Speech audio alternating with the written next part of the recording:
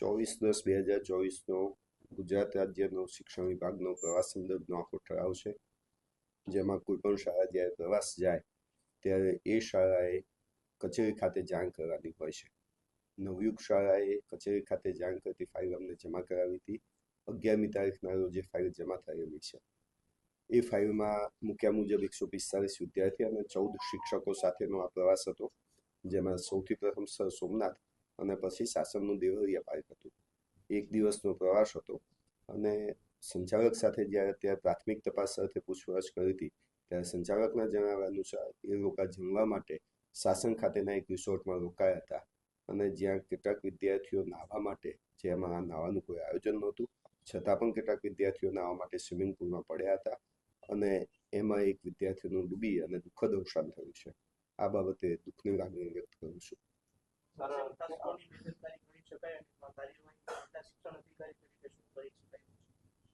અત્યારે હાલ અમે તપાસ માટેની ટીમ મોકલી દીધી છે. 3 સભ્યોની અમારી ટીમ ત્યાં જઈ અને તપાસ કરશે, જેમાં શિક્ષકો અને વિદ્યાર્થીઓ જે પ્રવાસમાં ગયા હતા એમના નિવેદનો લેવામાં આવશે અને તપાસના અંતે કોની બેદરકારી હતી તે નક્કી કરવાનો પ્રયત્ન કરવામાં આવશે. બાકી પોલીસ તપાસ અને પોલીસ કેસ નોંધાયેલો છે શાસન ખાતે.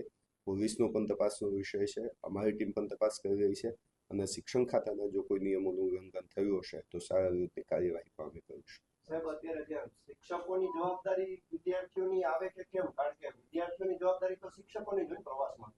મેં પહેલા જ કીધું કે વિદ્યાર્થી અને શિક્ષકોના નિવેદન લઈશું અને કોની જવાબદારી નક્કી થાય છે, કયા શિક્ષકની જવાબદારી હતી. તો આમ બસ પ્રવાસમાં ગઈ હતી, 145 વિદ્યાર્થી હતા, 14 શિક્ષકો હતા. એટલે જે શિક્ષકોનું પ્રમાણ છે એ પ્રમાણ યોગ્ય પ્રમાણમાં જળવાયેલું છે, ઠરાવના અનુસાર યોગ્ય પ્રમાણમાં જળવાયેલું છે, છતાં પણ દુઃખદ ઘટના બનેલી છે.